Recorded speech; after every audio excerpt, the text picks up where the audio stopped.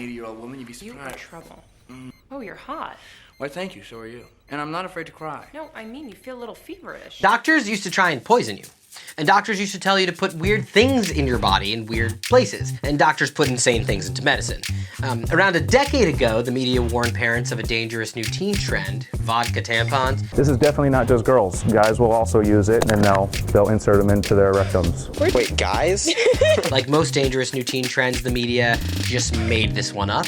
The idea was that if you soak a tampon in vodka and then insert it into yourself, you'll absorb the booze much more quickly than by drinking. It's false and dangerous and dumb. And if 2010s teens weren't using tampons as drug vectors, don't worry. Women in the 19th century New Orleans were.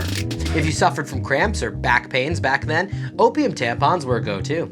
Opium don't suit you? Maybe try one soaked in belladonna, which was widely used as a depressant back then, but which is better known today as poison. Belladonna does sound delicate and wonderful. I think the Italian actually translates directly to beautiful woman or hot dawn. I can't remember the last time that you invited me to your house for a cup of coffee.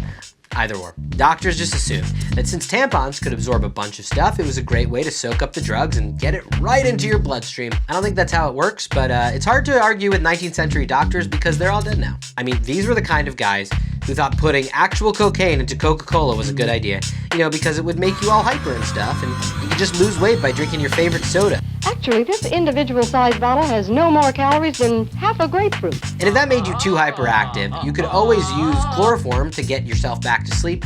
That is, if it doesn't kill you first. And look, if that's not for you, then there's just good old-fashioned booze. And speaking of booze, Alcoholics Anonymous had some very pointed views about getting off the stuff, particularly by using LSD. The year was 1950-something, and LSD was legal at the time. For one thing, LSD isn't addictive, and AA founders felt that taking it was some kind of transformative spiritual experience. I was seized by an ecstasy, such as I had never known. Since Alcoholics Anonymous says you need to submit to a higher power, many people take this to mean God, but AA founder Bill Wilson said it could also mean acid. Now, he's not exactly a doctor, which might be why he didn't prescribe something fun and practical like meth butt plugs or vodka eye drops, both of which sting like the dickens. Seriously, don't put anything weird in your body. Just eat organic food or something. Get a kombucha. Yeah, you'll thank me later.